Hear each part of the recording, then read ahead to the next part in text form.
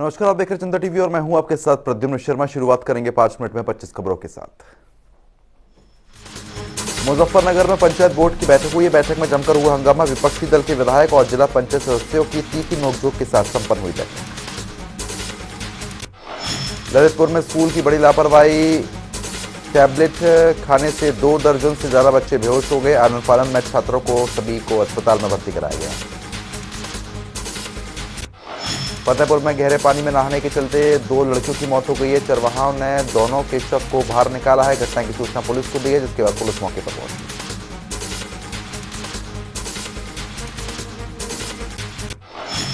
महोबा में पूर्व सैनिक के बंद पड़े घर में चोरों ने चोरी की वारदात को अंजाम दे दिया। 50 लाख रुपए के आभूषण लेकर चोर फरार हो गए हैं। सूचना मिलते ही पुलिस की टीम मौके पर पहुंची। गोरखपुर में तिरंगे का अपमान हुआ है। ई रिक्शा ड्राइवर ने तिरंगे से पहुंचा ई रिक्शा। वीडियो वायरल होने पर पब्लिक में आक्रोश। शिकायत पुलिस को दी गई है। पुलिस ने मामला दर्ज कर लिया। मुजफ्फरनगर में होनहार छात्रों के हरियाणा का एसडीएम बनने पर भव्य स्वागत किया गया है। जिले के ही भगवंती सरस्वती विद्या मंदिर इंटर कॉलेज में कार्यक्रम का आयोजन। बेसमेंट की खुदाई के दौरान गिरी 2 मंजिला मकान। बाल बाल बचा परिवार। मकान गिरने का लाइव वीडियो कैमरे में कैद हो गया। गोरखपुर के खोरबार थाना पुलिस ने फर्जी दस्तावेज बनाने वाले गिरोह का पर्दाफाश कर दिया। 3 आरोपी गिरफ्तार किए गए। ट्रैवल एजेंसी संचालक के तीनों आरोपी 1,90,000 रुपए ठगी की वारदात को अंजाम दिया था। मुजफ्फरनगर में ग्लोबल इन्वेस्टर समिट का आगाज हो गया। 14,000 करोड़ का जिले में इन्वेस्ट हुआ है।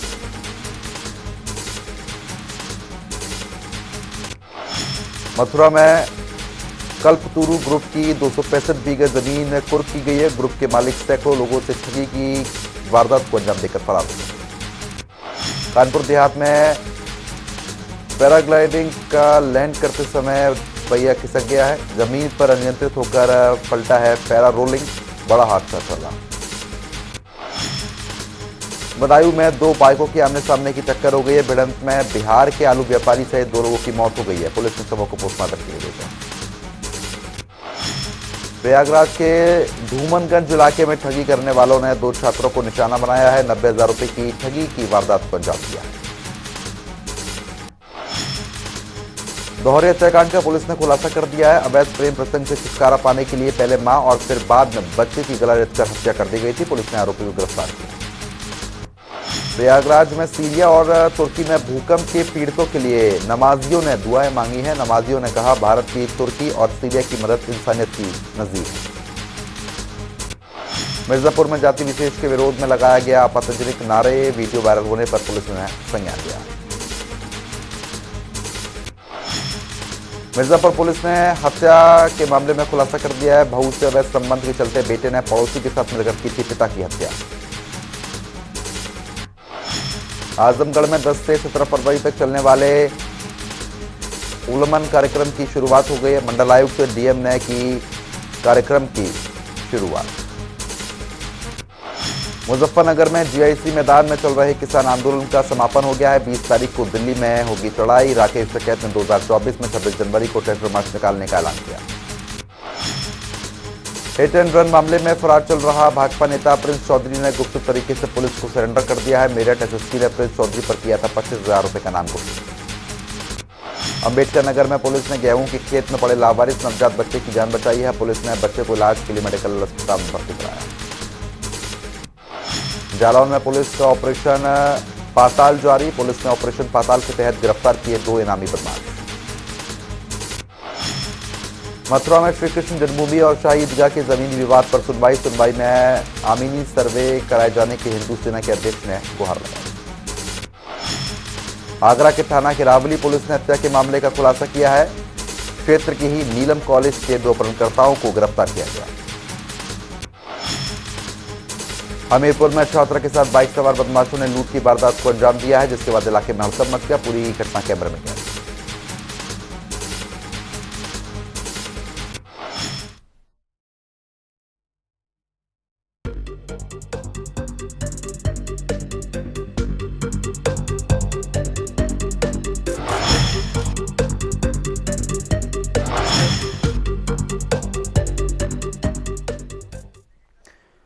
प्रधानमंत्री नरेंद्र मोदी ने आज लखनऊ में Uttar Pradesh global investors summit का उद्घाटन किया है। यूपी के इस निवेश महाकुंभ में 34 सत्र होंगे, जिसका आगाज आज से शुरू हो चुका है। शुक्रवार को समिट के 10 सत्र हुए हैं, जिसमें देश विदेश के तमाम निवेशकों के साथ प्रधानमंत्री, गृह मंत्री और रक्षा मंत्री समेत लगभग तमाम बड़े लोग उपस्थित रहे। समिट के दौरान निवेशकों को उत्तर प्रदेश का मौजूदा एम्बियंस लुभा रहा है तो राजनेताओं सहित प्रशासनिक अमले की कोशिश भी रंगलाती हुई नजर आ रही है। फिलहाल मौजूदा आंकड़े तो यही बयां कर रहे हैं कि आपको बता दें कि यूपी से हर जोन को मिलाकर 18,683 MOU साइन हुए हैं, जिसमें यूपी के हिस्से में कुल 32,91,352 का निवेश आया है।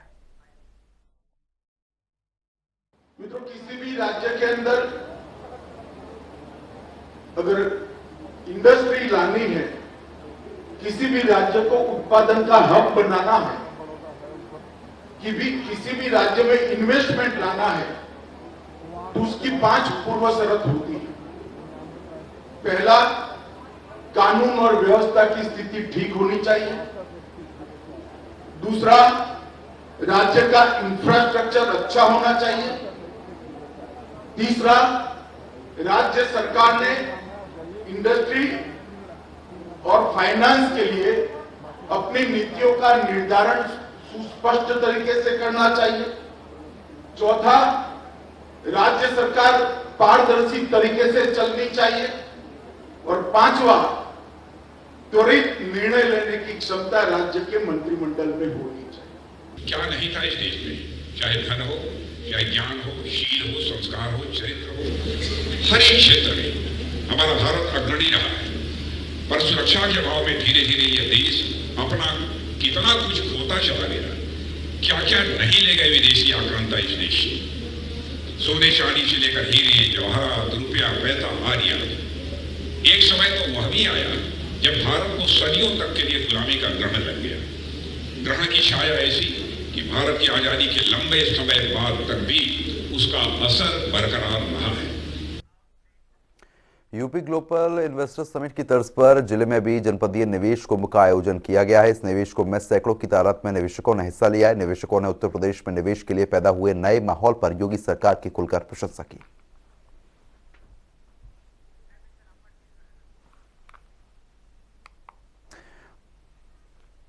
तो फिलहाल ये 5 तस्वीरें आप देख रहे हैं। भदोही, आगरा, बाराबंकी, हरदोई और प्रयागराज से तस्वीरें सामने आ रही है, जहां पर कार्यक्रम की शुरुआत हो चुकी है।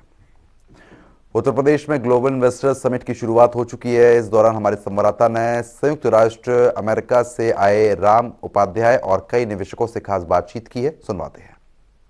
उत्तर प्रदेश में इन्वेस्टर समिट में एक ऐतिहासिक रूप ले चुका है। अब उत्तर प्रदेश में 10 लाख करोड़ के हिसाब से बढ़कर अब 32 लाख करोड़ का इन्वेस्टर समिट को लेकर एक प्रस्ताव सहमति बन चुकी है। हमारे साथ संयुक्त राष्ट्र अमेरिका से भाई साहब हैं। सर, अपना एक बार परिचय दे दीजिएगा। जी, मैं हूं डॉक्टर रामशंकर उपाध्याय, यूएसए से मॉलिक्यूलर ऑन्कोलॉजिस्ट हूं बाय ट्रेनिंग, और इसी इन्वेस्टर समिट में आया हुआ हूं।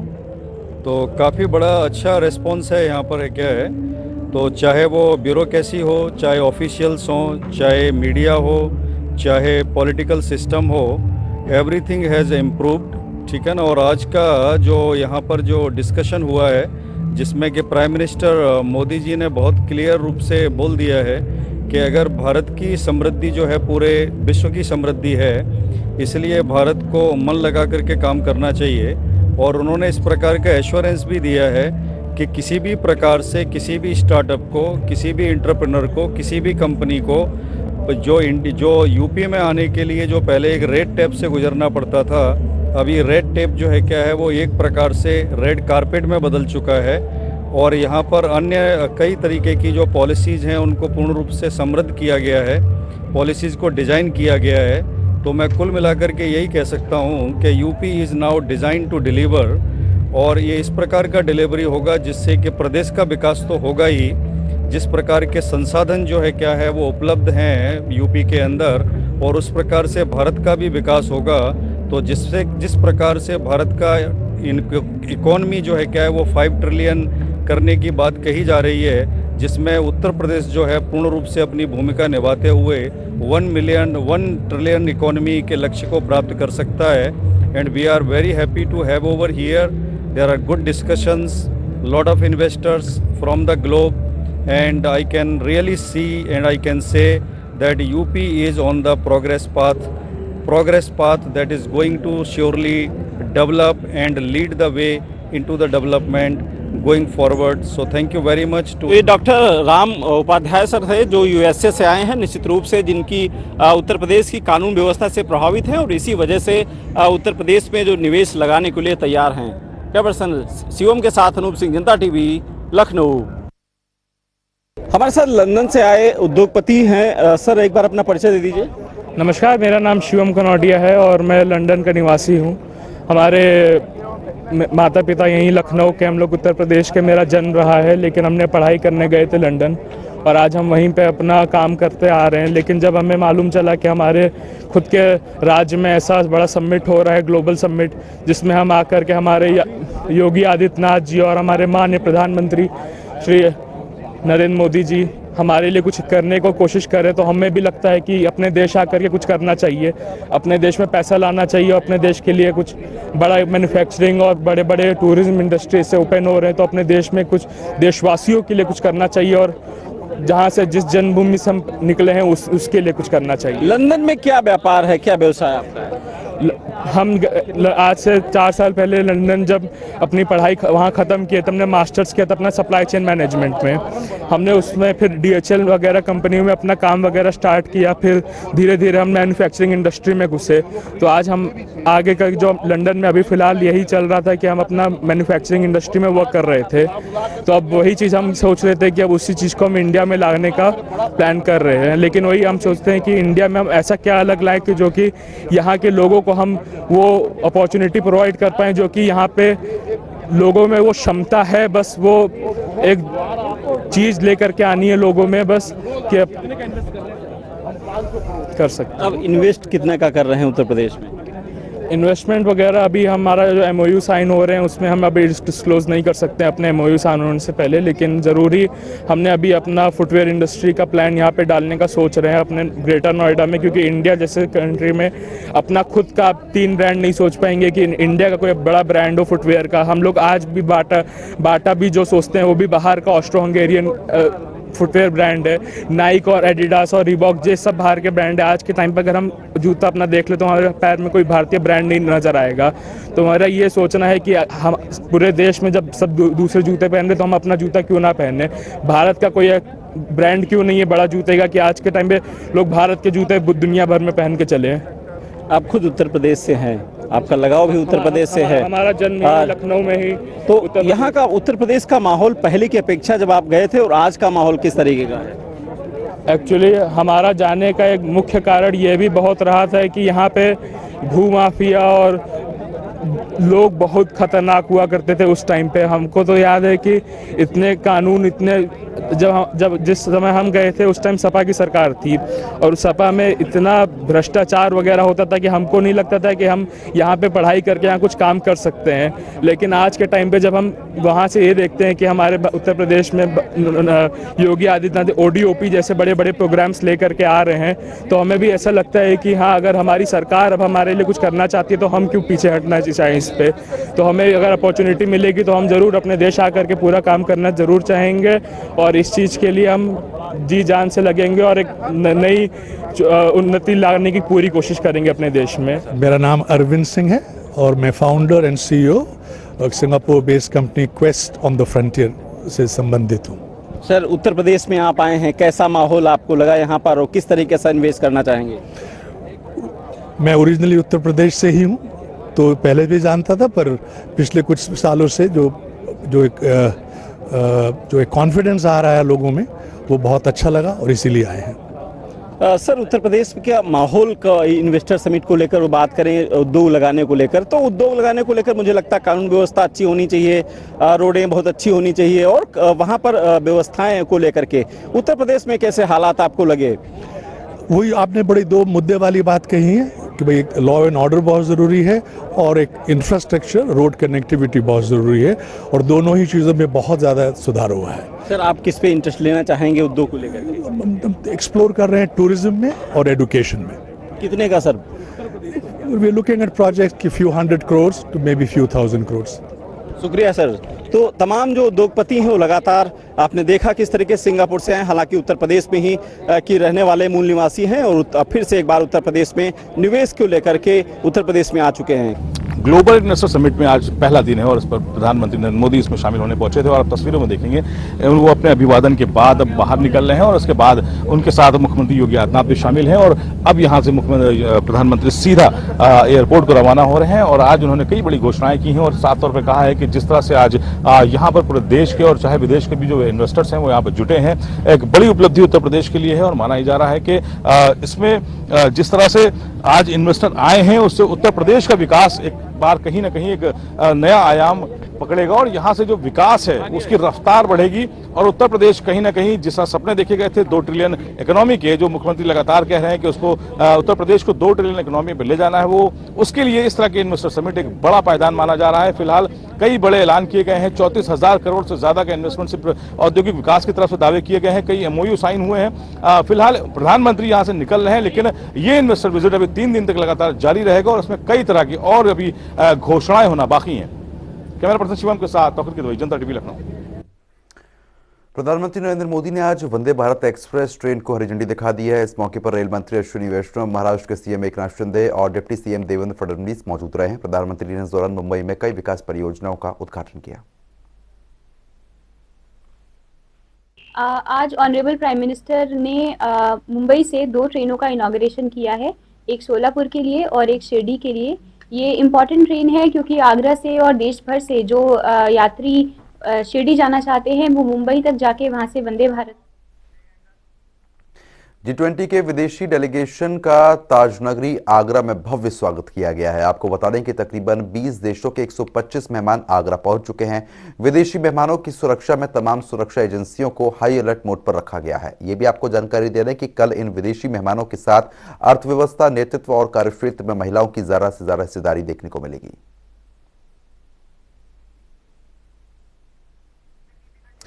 तो चलिए खबरों में आगे बढ़ेंगे। आगरा में बीजेपी की कार्यसमिति की आज बैठक आयोजित हुई है। बैठक में महानगर के कार्यकर्ता मौजूद रहे। बैठक में विचार, मूल उद्देश्य पर चर्चा हुई है। साथ ही G20 को लेकर कल सभी वार्डों में स्वच्छता का अभियान भी कराया जाएगा।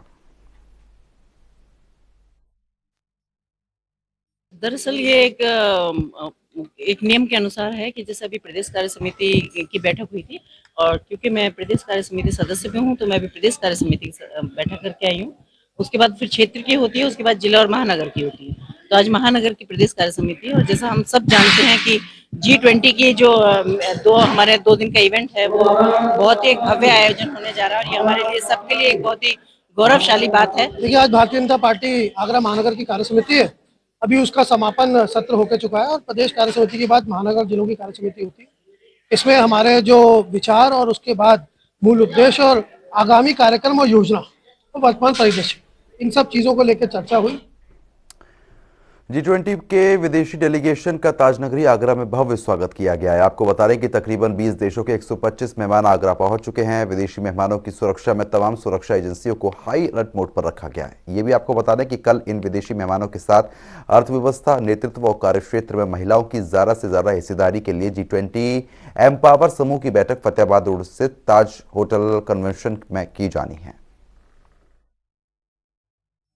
आज आगरा की तरफ पूरी दुनिया की निगाह है, जिसका कारण है G20 की कमेटी यहाँ पर डेलीगेशन आ चुका है और जिस घड़ी का इंतजार था आगरा प्रशासन को, पूरी देश और दुनिया को, वो घड़ी अब आ चुकी है और उनका जो काफिला है वो हमारे सामने से गुजरता हुआ दिखाई दे रहा है और यहाँ पर केंद्रीय विद्यालय के विद्यार्थी उनका स्वागत करते हुए, और आप देखिए दुनिया के 20 शक्तिशाली राष्ट्रों का समूह यहाँ से गुजरता हुआ और ये किस तरीके से हमारा अभिवादन कर रहे हैं और यहाँ पर वुमेन्स एम्पावरमेंट को लेकर बात होती है और ये डेलीगेशन होटल कन्वेंशन और ताज व्यू की तरफ बढ़ता हुआ और हमारे भारतीय विद्यार्थी, बाजार कमेटी के सदस्य इन लोगों को स्वागत के लिए राष्ट्रीय तिरंगा दिखाते हुए, और आप देख रहे हैं ये लंबी लंबी कतारें बता रही हैं कि किस तरीके से फूलों से इनका स्वागत किया जा रहा है। राष्ट्रीय महासचिव शिवपाल सिंह यादव रायबरेली पहुंचे, जहां उन्होंने पार्टी के विधायक राम सिंह पटेल के आवास पर कार्यकर्ताओं से मुलाकात की। इस दौरान उन्होंने आरपी यादव के जेल ट्रांसफर होने पर बयान देते हुए कहा कि यूपी सरकार सपा कार्यकर्ताओं पर झूठे केस दर्ज करा रही है। देखिए, समाजवादी पार्टी जहां पर भी इस तरीके के झूठे केसों में फंसाया जा रहा, उत्पीड़न किया जा रहा है और अधिकारी इस तरीके से काम कर रहे हैं, बिल्कुल अधिकारी निरंकुश हो रहे हैं। रिस्पेक्ट। मुजफ्फरनगर में 14 दिनों से निरंतर चल रहा किसान धरना प्रदर्शन समाप्त हो गया है। प्रशासन ने किसानों की सभी मांगें मान ली हैं। आपको बता दें कि इस दौरान किसान नेता राकेश टिकैत ने जनता टीवी से खास बातचीत की, सुनवाते हैं। ये प्रेशर की राजनीति मत करो, नहीं तो ये आंदोलन झेलने पड़ेंगे। आज आपने कई विधायक भी नीचे बैठाए रखे थे, मंच नहीं दिया। नहीं, मंच नहीं, ये नॉन पॉलिटिकल मंच है, नॉन पॉलिटिकल ही रहे। विधायक थे, किसान बन के आए करा, और हमने उनको कहा कि आप हाउस में हमारी बात उठाओ, तो ही समर्थन मिलेगा उन्हें। कि हमें समर्थन मिलने की उसकी बात करी नहीं, हम कौन किसी को समर्थन देने वाले हैं। ये तो जनता है, अपना जनता का चेहरा बनो, काम करो। वाराणसी में भारतीय स्टेट बैंक के आंचलिक कार्यालय में परिक्षेत्र के उप महाप्रबंधक धीरज कुमार और क्षेत्रीय प्रबंधक प्रशांत कुमार सिंह ने एसबीआई के स्ट्रीट वेंडर और छोटे व्यापारियों के लिए प्रधानमंत्री स्वनिधि एवं मुद्रा लोन योजना के लिए मेले का आयोजन किया है। आयोजन में डूडा के कई अधिकारी कर्मचारियों ने भाग लिया। ये मेला आज सुबह 11 बजे से शाम को 5 बजे तक चलेगा और ये मेला केवल एक सिंगल पॉइंट रहेगा। किसी भी ग्राहक को इस मेले में विजिट करने के बाद शाखा में विजिट करने की आवश्यकता नहीं होगी। सारी प्रक्रिया यहीं पूरी की जाएगी और लोन का वितरण उनके बचत खाते में होगा, जिसको वो किसी भी माध्यम से निकाल सकते हैं। सर, अगर कोई छूट भी जाता है, अगर चाहे कि मुझे भी लेना है, तो उनके लिए क्या है? देखिए, ये मेला केवल विशेष इस उद्देश्य से लगाया गया था कि एक बार में हम अधिक से अधिक हितग्राहियों को लोन दे सकें। यदि कोई छूट भी जाता है तो ये मेला स्कीम कार्यरत रहेगी। और गवर्नमेंट ऑफ इंडिया का बेसिकली ये विज़न है और बैंकों के माध्यम से होता है। ये पीएम स्वनिधि का स्कीम है और इसके साथ हम लोग इसको कंपोजिट एक कैंप बना के रखे हैं, जिसमें हमारे regional manager region 1, regional manager region 2, Prashant हैं रीजन 1 से और रीचा है रीजन 2 से और अनिल हैं SMECC से, और सारे हमारे ब्रांचेस से लोग आए हुए हैं, chief managers, branch managers, RBO, administrative office सबसे आए हुए। इन सबों की एक इस तरह की योजना थी कि बड़े लेवल पे इस तरह से करें, ताकि इसका 2 पर्पज़ था। एक तो लोगों तक पहुँचना, उनको सहायता पहुँचाना, दूसरा था कि रामपुर में पूर्व केंद्रीय कैबिनेट मंत्री मुख्तार अब्बास नकवी ने नैनीताल हाईवे पर स्वर्गीय रुकुम सिंह राठौर को समर्पित ठंडे पानी के प्याऊ का उद्घाटन किया है। मुख्तार अब्बास नकवी ने प्याऊ का उद्घाटन करने के बाद मीडिया से बातचीत की। ये एक बहुत ही बेहतरीन उत्तर प्रदेश के लिए अवसर है और ये इन्वेस्टमेंट की जो समिट है, न केवल उत्तर प्रदेश बल्कि देश में इसको इसका फायदा होगा। इन्वेस्टर समिट से क्या 2024 के लोकसभा चुनाव में भाजपा को फायदा? इससे कोई फायदा नहीं। देखो भैया, ये तो लगातार विकास की जो गतिविधि है वो एक अनवरत गतिविधि होती है, लगातार होने वाले काम होते हैं और वो हो रहे हैं। धाम को लेकर शारदा धर्म की मांग कर रहे हैं, हिंदू राष्ट्र घोषणा होना चाहिए। हरीश्वर धाम जो है उसको लेके शारदा धर्म की मांग कर रहे हैं, हिंदू राष्ट्र जो है वो घोषित हो। तो देश तो हिंदू राष्ट्र ही है। खबर यूपी के जनपद भदोही जिले से है, जहां कांग्रेस के जिलाध्यक्ष राजेंद्र उर्फ राजन ने मीडिया से बातचीत के दौरान कहा कि देश में राहुल गांधी की बढ़ती लोकप्रियता से भाजपा सरकार बौखला गई है। यही कारण है कि कांग्रेस के पूर्व अध्यक्ष राहुल गांधी पर अभद्र टिप्पणी की जा रही है। कल उत्तर प्रदेश के उप मुख्यमंत्री आदरणीय पाठक जी भदोही जनपद के दौरे पर थे। उनका एक बयान आया है राहुल गांधी जी के बारे में। भारतीय जनता पार्टी के लोग देश और प्रदेश की सरकार जब से राहुल गांधी जी भारत जोड़ो यात्रा पर निकले हैं, पूरी तरह से बैकफुट पे आ गई है।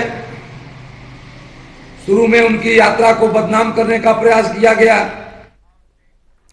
मऊरानीपुर के ग्राम रोनी के केदारेश्वर मंदिर में पूर्व मुख्यमंत्री उमा भारती पहुंची हैं। आपको बता दें, जहां उन्होंने कहा कि शराब की और मांस की दुकानें सभी धार्मिक स्थानों पर उनसे दूर खुलनी चाहिए। गौ की सेवा हर घर में होनी चाहिए, जिसके लिए उन्होंने मध्य प्रदेश सरकार से आग्रह किया है कि शराब की नीति में बदलाव होना चाहिए और शराब की जगह दूध पीना चाहिए। शराब सेहत के लिए हानिकारक है। मैंने ललितपुर जिले की देखी थी, यहाँ वाले एक देखी थी मैंने सकरार की, वो मुझे ठीक ठाक लगी थी। और मैंने काफ़ी, आपको पता ही होगा शायद कि 1 साल का पूरा 5 करोड़ का फंड ही मैंने दे दिया था गौशालाओं के लिए, जिसमें से 3 करोड़ झांसी में उपयोग कर लिए गए थे विधानसभा के हिसाब से, और 2 करोड़ ललितपुर में उपयोग कर लिए गए थे।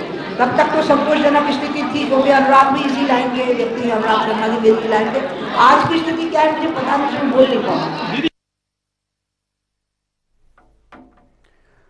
तो चलिए आगे बढ़ेंगे। संत कबीर नगर में आयोजित हो रहे मगहर महोत्सव को लेकर भव्य तैयारी चल रही है। बता दें कि महोत्सव में आखिरी रात मैथिली ठाकुर पहुंची हैं, जिन्होंने अपनी आवाज से लोगों का दिल जीत लिया। वहीं दूर दराज से आए लोगों ने जमकर लुत्फ उठाया है। मगहर जगह पे मैं पहली बार आई हूँ और इसके बारे में ये जो जानने का मौका मिला कि सदगुरु कबीर साहिब जी ने अपने आखिरी दिनों में इस धरती को चुना, और ये काफ़ी हम लोग के लिए बहुत बड़ी बात है कि हम लोग यहाँ पे इकट्ठे हुए और एकत्रित होकर के आज इतना सुंदर महोत्सव का आयोजन किया है जिला प्रशासन। बीते कुछ दिनों से जारी बेरोजगारी संघ का प्रदर्शन आज परवान पर था। राहुल गांधी की पोस्ट और कांग्रेस के समर्थन के बाद आज भी दिन भर राजधानी की सड़कों पर हंगामा, आक्रोश और नारेबाजी सुनाई दी है।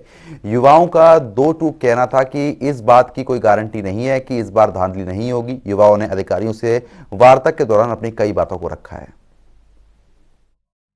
बेरोजगार आंदोलन के, बेरोजगार नौजवानों के आंदोलन के नेता बॉबी पवार और उनके सहयोगियों को सरकार लाए और उनसे बातचीत शुरू करे, मुख्यमंत्री स्वयं बातचीत शुरू करे और यह आश्वासन दें कि लड़कों के ऊपर आपराधिक मुकदमे नहीं लगाए जाएंगे और हम उठ जाएंगे यहाँ से। नहीं तो जब तक ऐसा नहीं करते हैं तो कांग्रेस अब यही रखेगी, जो होगा देखा जाएगा। ये पता चला कि बॉबी पवार जी गायब हैं। बॉबी पवार जी को सामने लाया जाए, वो क्या स्थिति में है, उनकी हालात कैसे हैं, हमको पता होना चाहिए। दूसरा, कल जो पथराव हुआ उसमें परिषद के लोग घुसे और उन्होंने पथराव किया। हमारे पास पुख्ता सबूत है और पूरा माहौल खराब किया गया। सरकार की देखरेख में हुआ है, इसलिए हम लोग इस प्रदर्शन में माननीय हरीश रावत जी की स्वास्थ्य खराब होने के बाद भी हमारे साथ यहाँ है। हम आंदोलनरत हैं, या तो हमको जेल ले जाएं, और हम चाहते हैं बॉबी पवार की स्थिति से सबको, पूरे स्टेट को पता होना चाहिए। सारे नौजवान चिंतित रहे कि बॉबी पवार कहाँ है। तो फिलहाल ये 4 तस्वीर आप देख रहे हैं। देहरादून, हल्द्वानी, बागेश्वर और साथ ही साथ रामनगर की तस्वीर अपनी स्क्रीन पर आपको दिखाई जा रही हैं, जहां पर आपको बता दें कि प्रदर्शन सभी छात्र और छात्राओं द्वारा यहां पर किया गया है। प्रदेश भर में युवाओं का प्रदर्शन लगातार जारी है। साथ ही साथ उनके द्वारा कहा गया है कि कोई गारंटी नहीं है कि इस बार भी धांधली होगी। उत्तराखंड में युवा कांग्रेस के प्रदेश अध्यक्ष सुमित्र भुल्लर ने प्रदेश सरकार पर बड़ा आरोप लगा दिया। उन्होंने कहा कि युवाओं की आवाज दबाने के लिए सरकार ने ही प्रशासन की मदद लेकर भीड़ में अराजक तत्वों को भेजकर अराजकता कराई है और ऐसा करना बीजेपी के लिए सबसे पुरानी ट्रिक है।